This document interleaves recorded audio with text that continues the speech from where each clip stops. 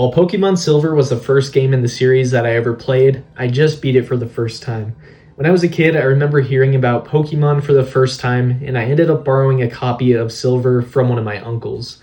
I distinctly remember my team consisting of a ridiculously high-leveled Feraligatr, a Crobat, and 3 low-leveled Staryu for whatever reason that I had caught from fishing in Olivine City.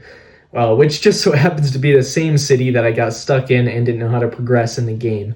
After grinding for a while, getting my Feraligatr to a super high level, I ended up giving the game back and decided to try out Pokemon Yellow instead. Even though I never managed to beat Silver my first go around, I still look back on the time I put into it fondly.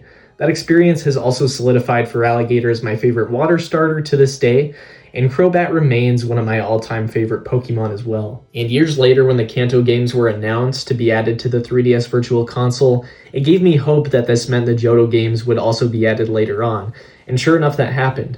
I remember eagerly buying the game on the eShop and jumping into it, hoping to finally finish the first Pokemon game that I had ever played for the first time. While I had played through Blue in its entirety on the 3DS, for whatever reason I stopped playing Silver in Olivine City again. But not because I didn't know what to do this time. Looking back, I'm not exactly sure why I stopped playing the game this time around. My guess would be that a new game released and it took my attention away from playing Pokemon Silver. Not that I didn't enjoy the game, but I was maybe a little burnt out from the Pokemon games at the time after putting countless hours into various games in the series on the 3DS. Sometime later, I ended up buying a physical copy of Silver, hoping to eventually get around to playing through it. I remember even starting up a new save file and getting Chikorita as my starter, only to stop playing the game right there. But finally, after years of wanting to play through the game, getting a Game Boy Pocket would help to kickstart my desire to play it. I jumped back into my save file on my Pocket to test it out, and I got sucked into the game.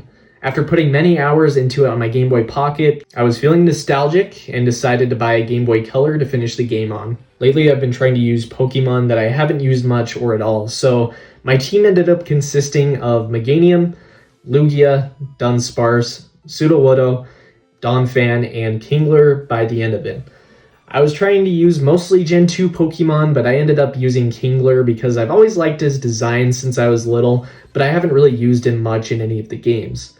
I was also surprised with how much of a tank Dunsparce was in the game, as he managed to single-handedly help me to beat the Dragon-type gym.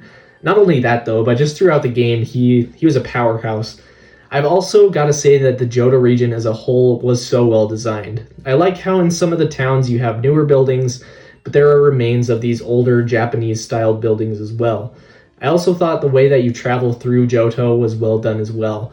You'll find yourself occasionally backtracking so that it feels like a more connected map, but it also manages to introduce new areas to keep things fresh. And like most Pokemon games in the series, the story is pretty surface level for the most part, but the fun of the game is wondering what new Pokemon you'll encounter in the next area.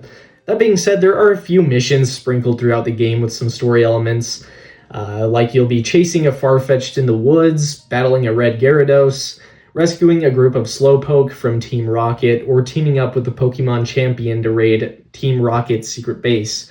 The Red Gyarados fight is definitely a cool addition because it also introduces the player to shiny Pokemon in a major encounter, which is really important considering that it was Generation 2 that introduced shiny Pokemon. While to some these games may seem clunky nowadays, I'd argue that they've actually aged remarkably well, and maybe even better than some of the newest entries out there.